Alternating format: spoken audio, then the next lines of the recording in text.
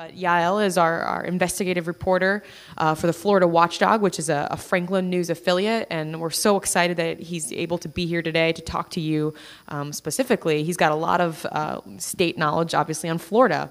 And he was so great, we deployed him to Wisconsin during the recall election because we needed eyes and ears on the ground everywhere possible in Wisconsin. And so I know he was just there recently also covering the recall election. So he's got a lot of great experience, a lot of great stories, and I'm excited for him to come talk to you right now about investigative journalism. Let's welcome Yaël.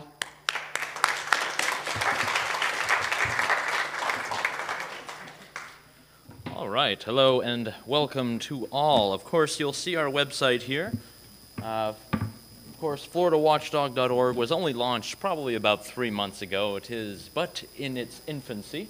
My name is Yaël Ossowski. I am the Florida Bureau Chief. I write with Marianela Toledo, who, she's right here in the second row. She is our Spanish language reporter in Miami, so she is in the area doing stories, investigative work, all day, every day. So we're working together trying to get some good stuff. Of course, we are on the Tweeters, the Facebooks, everywhere you shall find us. We've sort of built up a vibrant community in our young days, so you can find us on all those websites, and any sort of Google search will come up with that. So let's talk a little bit about investigative reporting. I guess we'll start here with my little presentation, and I'll have to walk this way. I'm right looking. So there's our website. You have the resources there, different stories. And also with Marianela's stories, we do have them in Spanish if you would like to practice or you have friends who you're trying to reach out to, trying to convince. Well, there we go. We have a whole different section. This is part of the Watchdog.org website. So really our stories, what we try to look at is waste, fraud, and abuse in state government, federal government, local government, wherever government is, which is, I guess, increasingly in our lives today everywhere. So we try to provide the legwork, we try to provide the information, we try to provide the investigative reporting for people to draw their own conclusions at the end of the day. We're not there to support the blue team or the red team, we're just there to give the facts and the information. I guess we'll start off with my first point. I've sort of created a list of, I guess you could say, 5 essentials for what I think is important in investigative reporting. Number 1, become an expert. And we'll go through all of these. Number 2, question the narrative. You heard that from Guy just before. He's talking about questioning the narrative that is handed down and propagated by those in the media. Make them go off script. That's the greatest point. We'll have a great little piece on that. Connect the data and the dots, put it all together, and at the very end, tell the story succinctly, make it beautiful, resonate, and the people shall like. So let's begin. Become an expert. Now, what does that mean? Back in the day, if we wanted to learn about a certain issue about toll roads, about what's going on with the pension crisis, what can we really do? We could go to the local library, check out books from 3 years ago. We wouldn't have much of it. Hello, yeah, hi. So then really, you know, in this internet age, we have different tools available. We have things like, for example, Google News. You can look at everything that's going on. You can find trends of toll roads that are going on in North Carolina and Florida and New York and California, and people are rising up. People, we pay enough in taxes. Do we want to pay every time we get on the road and roads that have already been paid for? That's an argument that people have brought up in other states. Wikipedia, you need some sort of background on an issue that's coming up. We have legislative agendas going through. You have what's going on with the pension crisis. So much information is just manned in these databases that volunteers on their own time have been able to put up. That's a great one. Ballotpedia is a brand new resource. It's pretty good, especially for state and local news. If you're looking at your state legislators who, they don't make the evening news every night, but the decisions that they make and the votes that they take impact your life a lot more than others. So Ballotpedia has a great, great archive of all of the candidates and all of the elections and all of the state legislatures. For me, that's very fun. Thomas.gov, this is the Library of Congress website. Anytime anyone talks to you about a bill, saying, oh, this bill's coming up, this is going to happen, it's going to go through, the best thing to do is just go and read it. Look at it yourself. Because if we actually tune in and listen to what the news people tell us day in and day out on the mainstream news, the interpretation is usually, most of the time, always wrong. That's just how it is. People prefer brevity, and that's just how it works. use Amazon, used books. So much of what I've been able to learn just on my own through investigative reporting has been just through tales of investigations that people did years ago that was somehow, put out in a book, wasn't really widely read or circulated, but they exist. People know about these issues, and people have been talking about these issues, and they're upset about them. And most importantly, read source documents. There's nothing that I can tell you that is more important.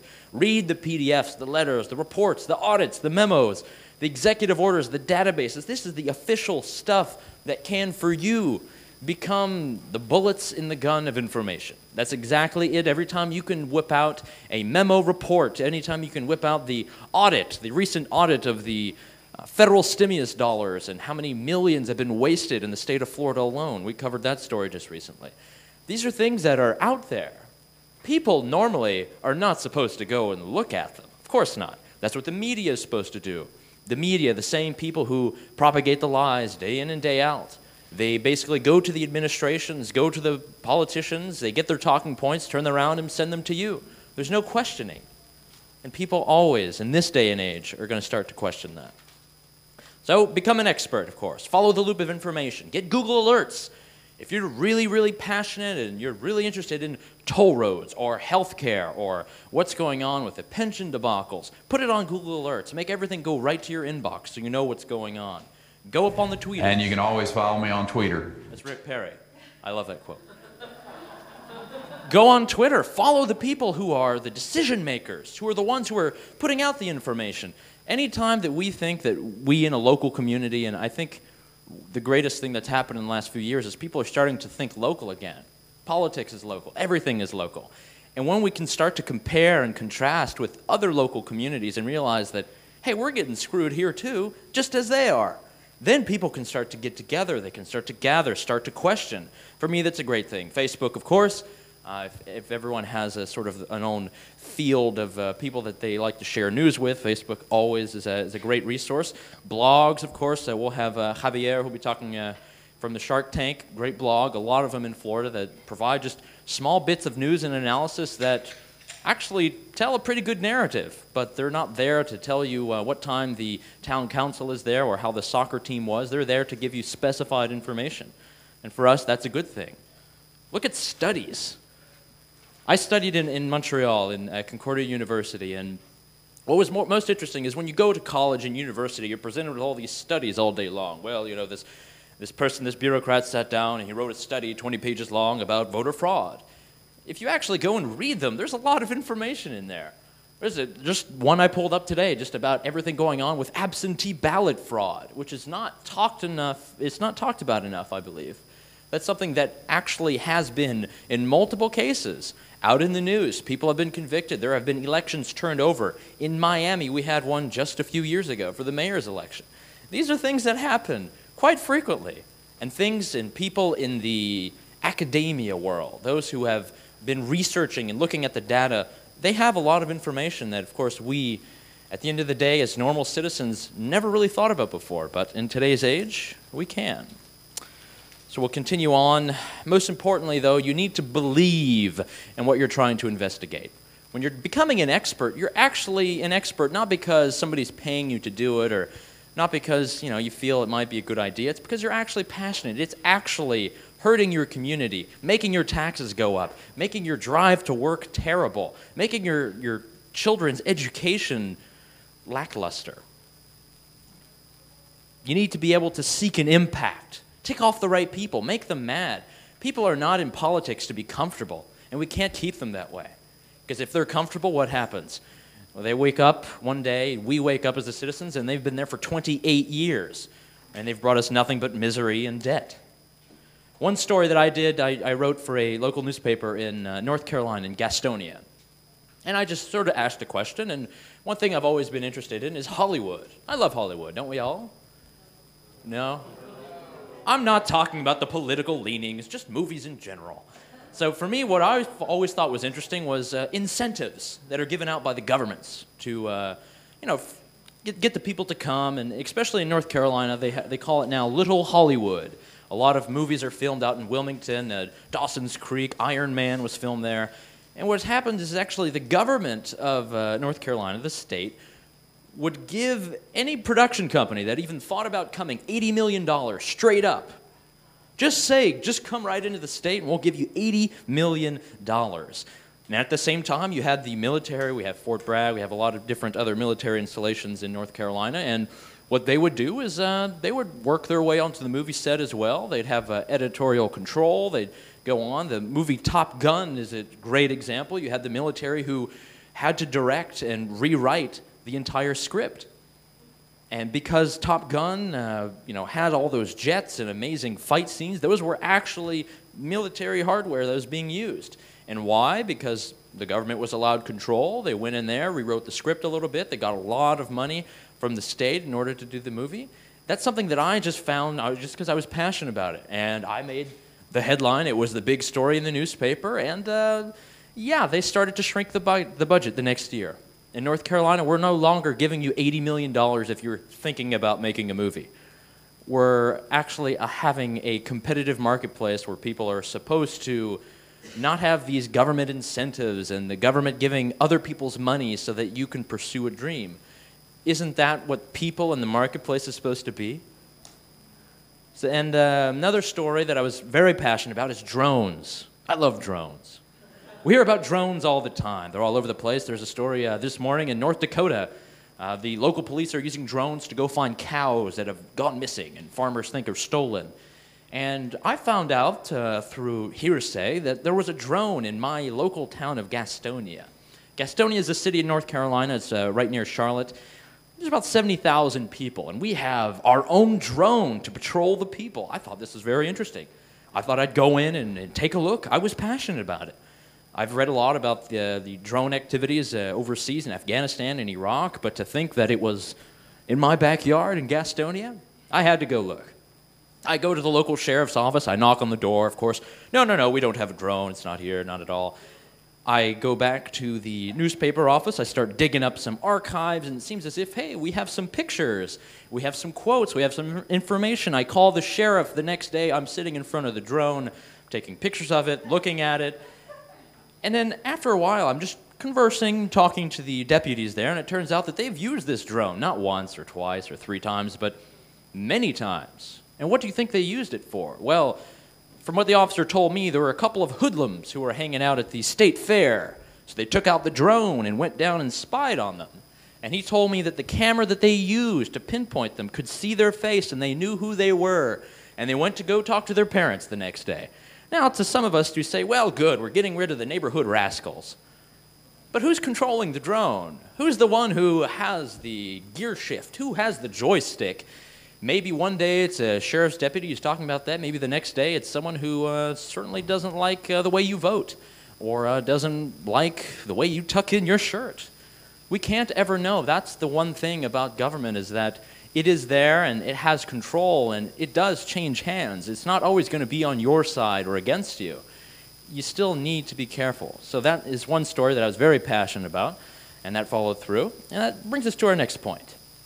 It's about questioning the narrative. I didn't just go and ask the sheriff's department, hey, why do you have this drone? Well, we're doing surveillance for this and that. It sounds great. It was fun. Thanks. See you later. It's questioning that. It's asking your own questions. It's saying, wait, why do we have one? If we're using these to kill militants in Afghanistan and Iraq, why do I have one in my backyard? Am I a militant? Could I be considered one? Well, the latest law, if you are missing fingers, apparently, that means that you could be connected to a terrorist group. There are all types of legislation and laws and things, so what really we need to do is reject these assumed truths. Whenever a politician comes on television or speaks at a town hall saying that they voted against all this spending, all these tax increases, they've been there for 25 years, somebody's been spending money. Somebody's been spending money. Somebody voted for it. And I think one thing that we do at Franklin especially well, and at Florida Watchdog in general, is we shun this pack mentality of the media versus the people. And I think that's the greatest thing that Citizen Watchdog is doing is that, there we go, hand of applause right there. This entire idea that there are media elites who will craft the narrative for you and they will tell you what you need to know. We've gone down that path. We've seen what happens. We've seen how unaccountable the government can become at the end of the day. So in order to break apart from that. Marianelle and I and our reporting and a lot of people we collaborate with, it's about shunning that pack mentality. Don't go in with a group to get a quote from the governor after the speech. You all know what he's going to say. It's all going to be on the news. AP will cover it. We don't need to do that. We need to ask the tough questions. We need to assume that everything that's going on right now, probably, that's not the way it should be. Look for your own answers. We all, every single day, question things. Why does it have to be this way? Why is it that when I go to Orlando and I just want to drive through, I have to pay $3 on the toll road? What is that about? What about all these Disney people and the bed tax and all this money Florida has? Why are they still charging me for that? It's not fun for me. It's about breaking through. It's about being your own. Because when the media becomes one voice, I hate that word, the media. What does that even mean? It was never supposed to be this way. But we've sort of come to this apex. So I'd like to play a clip. This is going to be from the show Newsroom on HBO. I don't know if anyone's a fan. Very liberal show, that I know. But it has a great story, and it just shows us what happens when people become lazy, when they become incompetent, and they just believe the narrative. And it has to do with the shooting of Representative Gabrielle Giffords in Arizona. Now, in the first few days and hours after that, who got pegged? Tea Party. He was listening to Rush Limbaugh, right-wing radio. Then it turns out that, he had absolutely no political leanings. He was into these weird sciences and had his own thing. But even so, the news media at the beginning was just so willing to jump with anything. And there's one point that we actually don't remember anymore, is that they actually considered her and declared her dead on national television. People forget that, but it happened. For at least 10 minutes, people in the entire country and in the entire world thought Gabrielle Giffords was dead, even though nobody had ever confirmed it, no doctor had ever come in, but the media indicted and just said, yes, this is it, she's dead. So this is a clip from a Newsroom. Hopefully it won't be too loud. If you're just joining us, a gunman in Arizona opened fire at the crowd. Fox, MSNBC, and CNN are all calling it. Let me hear MSNBC. A sole source of information that reports that the Arizona Congresswoman Gabrielle Giffords has been killed in this heinous attempt on her life, along with Joey. 6 others. This horrible incident happened less than an hour and a half ago outside of a Safeway near the Northwest province of Tucson, Arizona. Get me some official confirmation I'm not calling it now. Why hasn't he called it yet? I don't have time right now. Jim, why hasn't he called it? Gary, I need him in the hospital. He's there.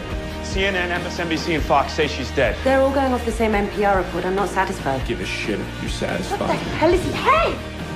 We're going to show you now an interview Gabrielle Giffords gave just last year. This is Congresswoman Giffords. 30 seconds.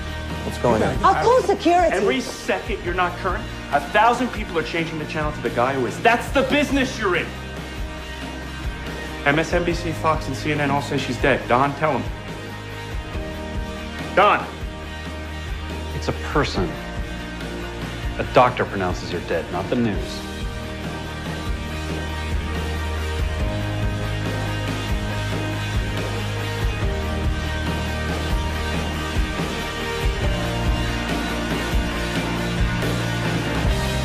Back in 5, 4.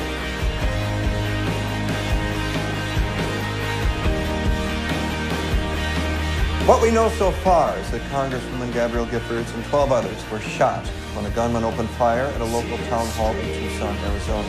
There are 6 confirmed fatalities. Is he overhearing it, or is he at the hospital? She's alive. Who's telling you that? The anesthesiologist. She's being prepped for surgery. Good or alive? NPR called it wrong. She's alive. She's alive. Will. All right, we're learning now that Giffords is being prepped for surgery, and we have our ACN affiliate at University Hospital now. What can you tell us?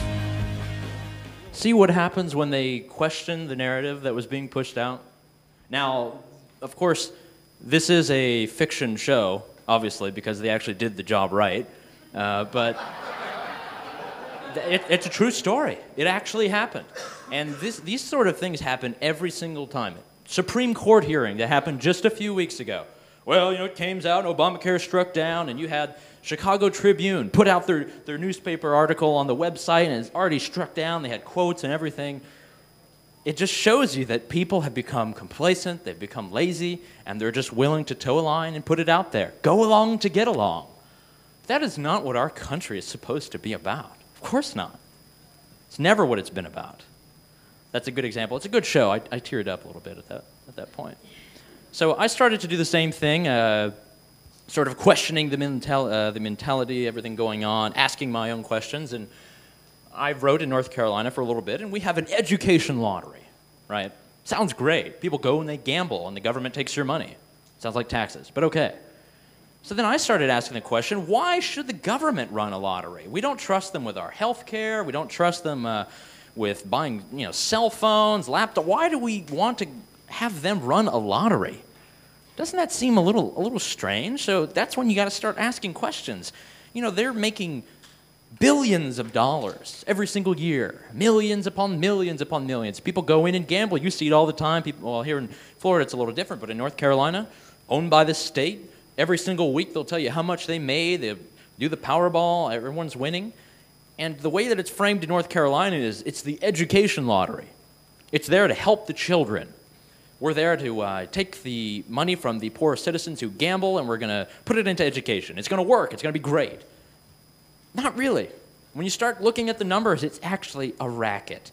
Isn't it just a government tax, a voluntary tax? Isn't it to where the government has just set up instruments and intricate games in order to get your money? It sounds good. I think it's a little better than force and having the IRS knock down your door, but still it's very interesting in that what the program became in the mold of North Carolina is it became nothing but the people who are giving money to Senator Bill Nelson, wanting him to do their bidding, and let's see how much he's actually giving them in earmarks. And actually it turns out that it is a huge number, just in 2010 alone. Senator Bill Nelson, he's the man who is the senator, one of the two that we have here in Florida. He allocated himself $40 million for two companies that gave him upwards of $90,000 in the last campaign cycle. Those are things that you can point to, and you can say, this is one reason why they need to leave. This is one reason why we need to put someone else in there. Now, one resource you can use is opensecrets.org. That's through the Center for Responsive Politics. All accessible by Google. Don't have to pay a fee. Just go onto the website, search your favorite lawmaker, put them in there, and see what happens. And for Senator Bill Nelson, who's been there a long time, the biggest contributor to his campaign throughout his entire career is an Italian company. It's called Finmeccanica, SPA. It's an Italian conglomerate. They make helicopters and weapons and jets. Whatever your stance may be on wars or national security policy, there's nothing wrong with trying to allocate resources as they may be. Earmarks, a lot of people make the case, are not unconstitutional. They may be wrong and a lot of money being shoveled about. But when a company is giving money to a senator and he's turning around and earmarking personally, he's writing the note, Finmeccanica, SPA, will receive, as a result of what I've written, $2 million, $4 million, upwards of all the way to $40 million. You have an example of what would be considered in many, many countries corruption. But here at Florida Watchdog, we are equal opportunity. We have Bill Young. He's a representative, Alberton, Pinellas County, near St. Petersburg, Tampa, where I live. He's been in Congress for 42 years. He's risen up the ranks. Head of the Appropriations Committee. He's a powerful man. Let's look at his record a little bit. In 2010 alone, he earmarked $128.8 million himself, by himself, that he wrote. That's the second largest amount in the entire Congress. In the entire House of Representatives, 435 members. And it's our Florida representative, Bill Young.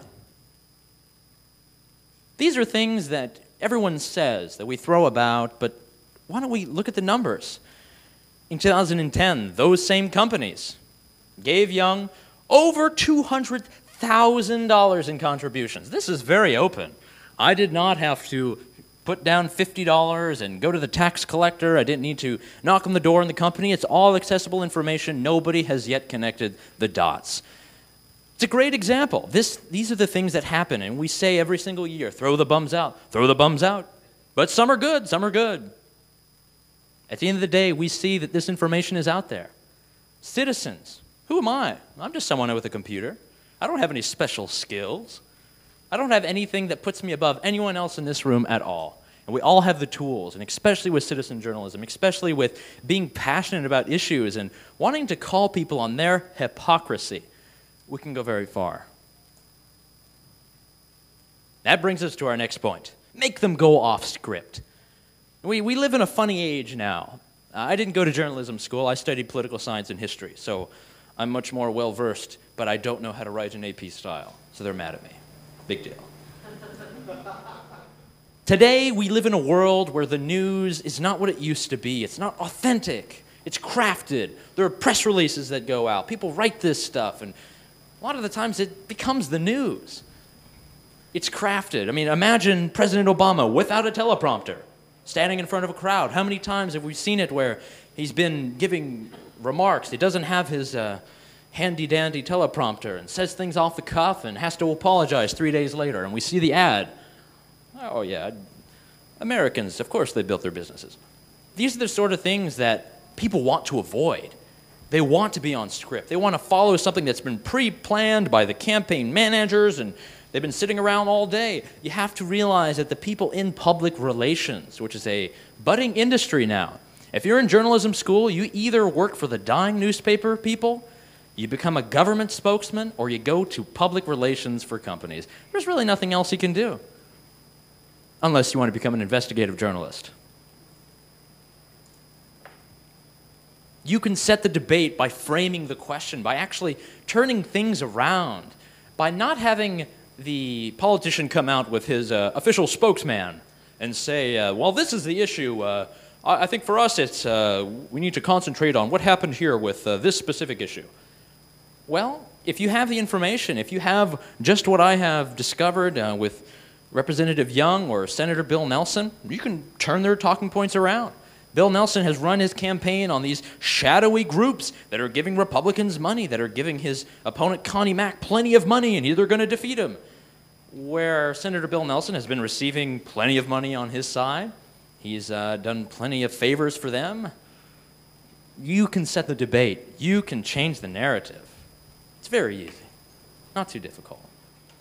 There's actually a very great article that came out in the New York Times a few weeks ago, having to do with how basically nowadays every single thing that's said by spokesmen for Romney or for Obama, everything is scripted. And if you want to try to write it, you better go and ask them if it's okay first.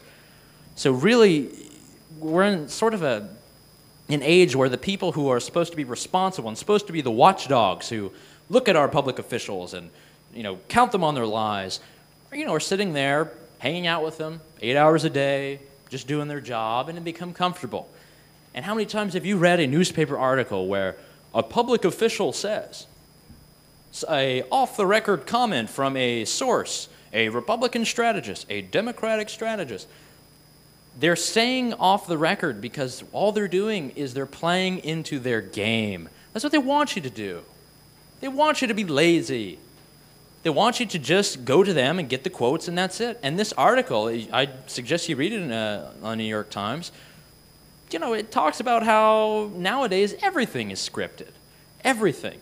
Everything that's going on, every line they drop, they know. They've all tested it. They've gone to the polling groups. Everything before has been tried. You just cannot become a pawn in their game.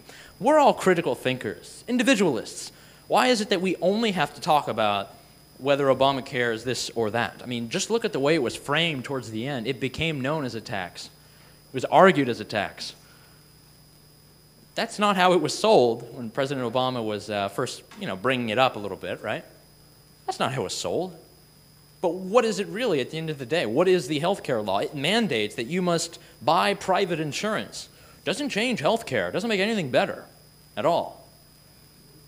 I lived in the country of Austria for 6 months. I saw socialized medicine. I grew up in Canada.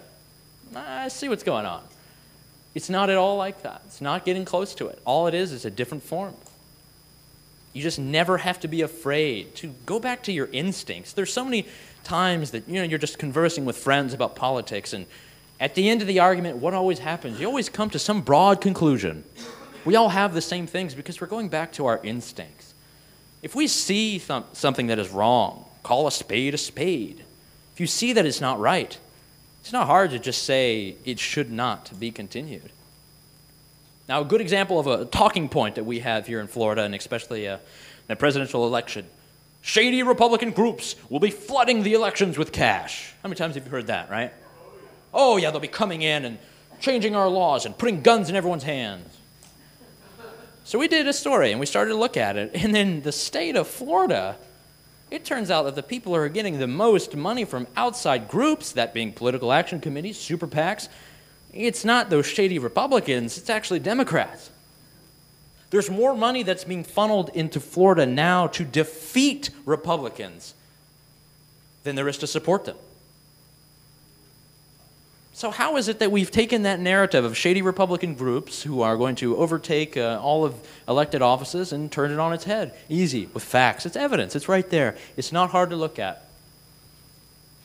That's just one example. Another talking point. Republicans, they're hyping the myth of voter fraud just to purge Democrats, get rid of people. We all know that the hard work of True the Vote and all of these people, it's not about that.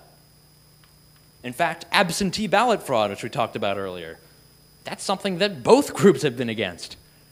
Democrats especially. Marinella did a great story. She did an interview where the people who are most concerned about absentee ballot fraud are the elderly, are people where, let's say you have Democratic campaign heads. This is a true story, happened in Miami. Walk into the old folks' homes, go in there with a handful of ballots and just start writing down names and signing. This has happened. It's recordable. People have gone to prison for this. People just earlier this week, 2 women were picked up for doing this in elderly homes near Miami. That is the truth, is that people have these same concerns on both sides. And the more and more that it tries to become this blue versus red game, the more that you can just already guarantee that somebody will oppose you. When really, at the end of the day, most people, we're very similar. We all want the same things. We want elections to be fair, to be legitimate. We want our vote to count. I've been been privileged enough, I would say, to vote in 2 countries.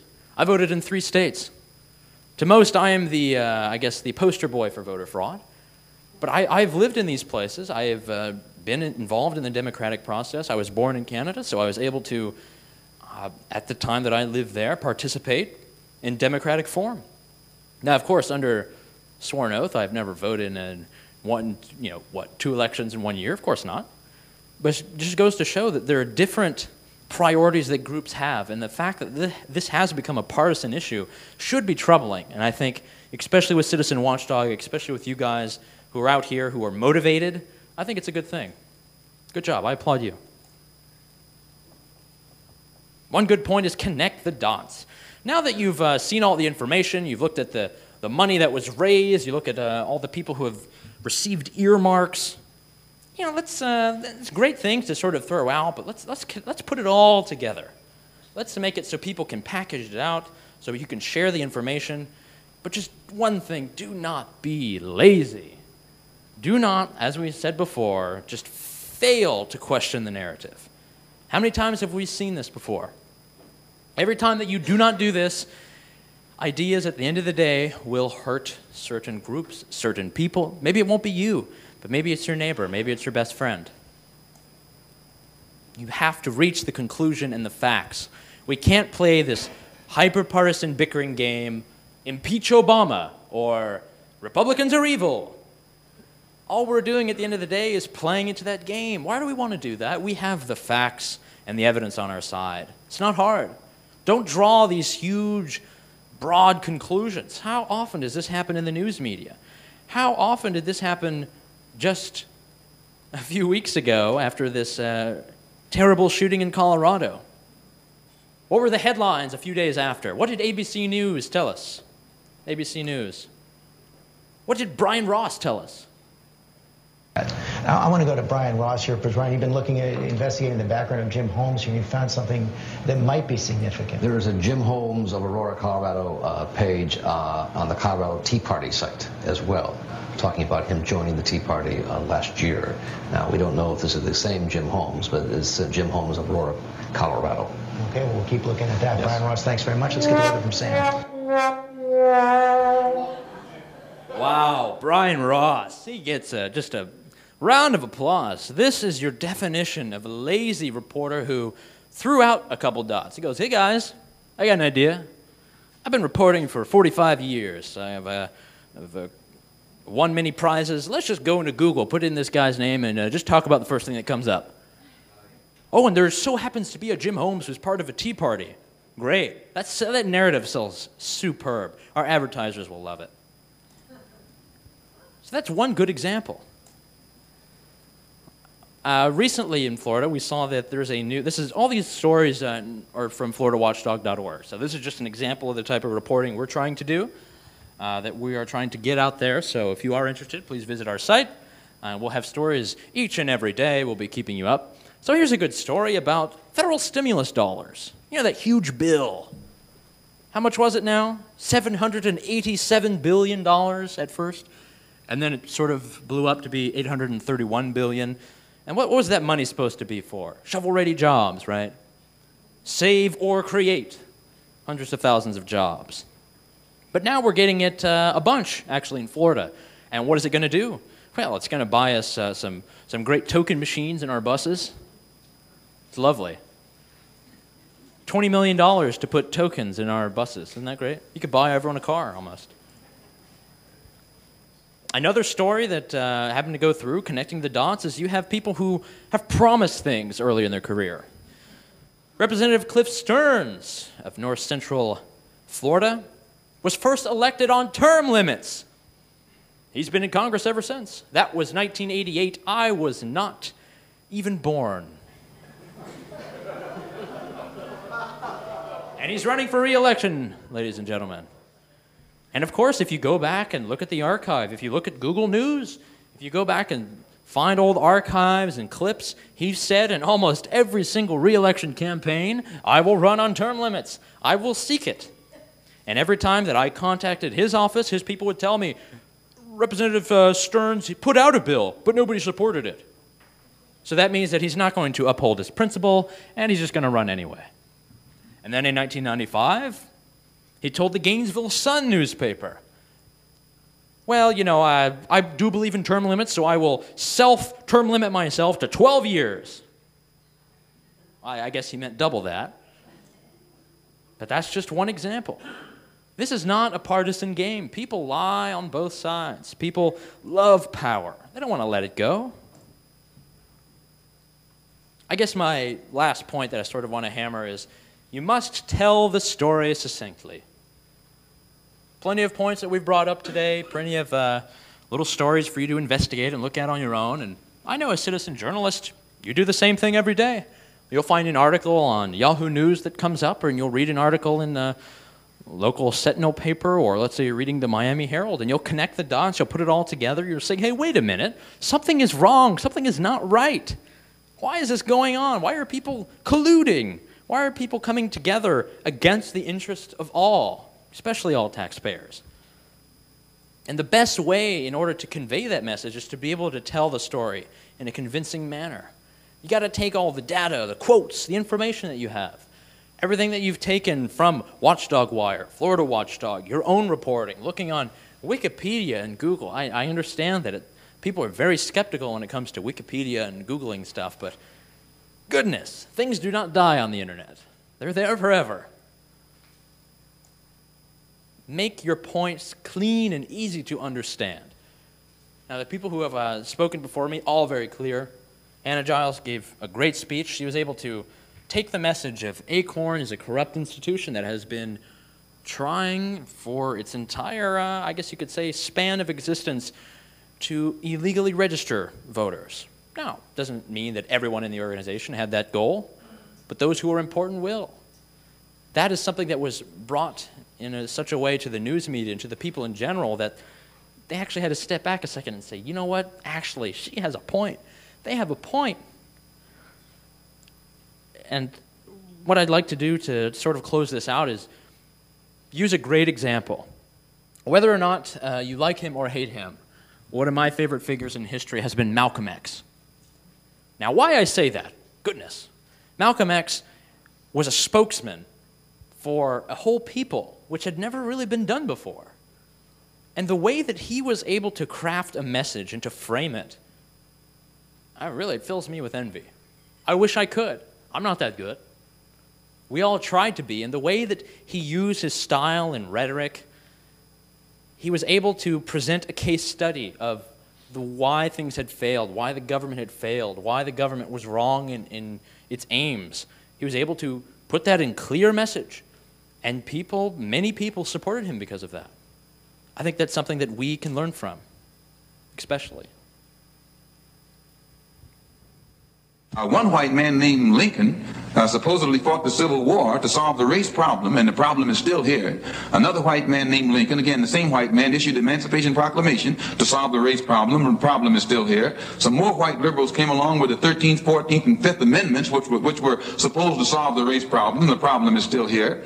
9 years ago, 9 more white liberals, so-called, came up with what they call a Supreme Court desegregation decision, and the problem is still here. And then another white man named Kennedy came along running for president and told Negroes what all he was going to do for them if they voted for him, and they voted for him 80%. He's been in office now for 3 years, and the problem is still here. When police dogs were biting black women and black children and black babies in Birmingham, Alabama, that Kennedy talked about what he couldn't do because no federal law had been violated. And as soon as the Negroes exploded and began to protect themselves and got the best of the crackers in Birmingham, then Kennedy sent for the troops. And there was he didn't have any new law when he sent for the troops when the Negroes erupted than he had at the time when whites were erupting. So we are within our rights and with justice, with justification, when we express doubt concerning the ability of the white man to solve our problem, and also when we express doubt concerning his integrity, concerning his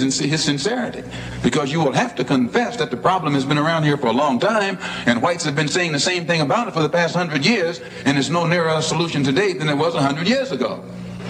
Now, whether or not you agree with Malcolm X, the way that he was able to convey the entire racial history of the United States in a 1-minute, 19-second clip, that's something to aim for. Whether or not you agree. Whenever you can have a spokesman like that who takes every single issue and makes it common sense, that's what we're fighting for. That's what we're trying to do.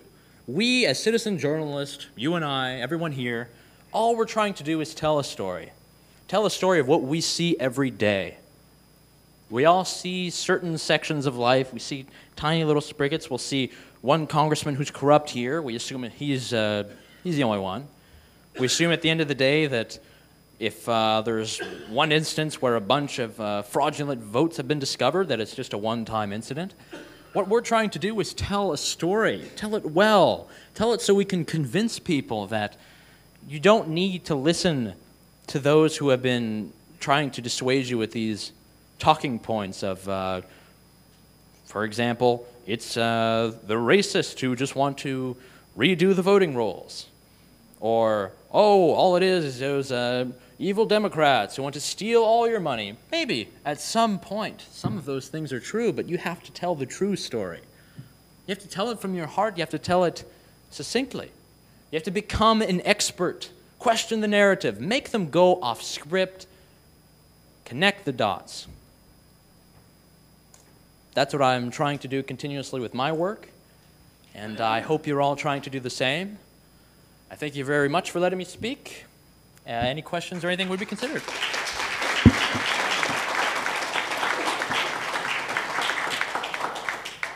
There's a hand raised. Yes, sir. Have you ever been offered money by people offended by your investigative report to take down? I should be so lucky. He asked the question, have I ever been offered money in order to sort of take down or change investigative reports that I've done? I have not. If you're dealing with public officials, normally they're not going to go that deep into corruption. just because it's very easy to prove, very easy to show. So no, I haven't really had that, but you do have a lot of people who are angry. I get calls from congressmen that you've seen maybe on our screen from their offices. Why are you investigating this? What are you doing? Sir, I'm not really investigating anything. It hasn't really taken me much time. All I've done is looked at the record, looked at what you've said, and conveyed it to the people. I'm doing them and you a service, sir. Any other question? Yes, sir. You mentioned you live in the Charlotte area? Yes. Why do you think the Dems picked Charlotte when they I can't think of the worst place for that. Well, I think one of the more interesting stories that came out, especially in the local Charlotte press, is that where Obama and the Democrats will be having their party convention, where they'll be spending millions of tax dollars, let's just be honest, Republican or Democrat, we are giving them $33 million to have a party. That's really it. It's fun. Why they chose Charlotte, I really don't know. It's funny because Obama will be giving his speech at the Bank of America Stadium. Good example, you know, let's tax all the banksters. It's a good example. There are a lot of questions that people were asking that at the time. You know, it really has to do with the voting bloc. I think if we're in an age where power relies solely upon how their votes are going to play out, it should be a good thing, ideally, because it means that they're responsive to the people. But if it's sort of used as a means of holding the reins of power and making decisions just so people accept it and they say, okay, things that probably most people in power, if they had a heart and a brain, would not take, that can be a little problematic. A little bit. Very true. But also I'll bring up another point. Did you know that in the last American Idol in May, more people voted in American Idol than voted in the 2008 general election? People's priorities at times are not what they should be, and that is why citizen journalists sitting in this room, obviously I'm not talking to you folks. There are a lot of other people who are not paying attention, who just will accept the facts that are given to them on Channel 32, Channel 17, what comes on the front page of the newspaper, and that is it. But you do not believe in that anymore. That's why you're here. That's why you're fighting for something. I applaud you once more. Any other points, questions, concerns? All right. Thank you very much. It's been great.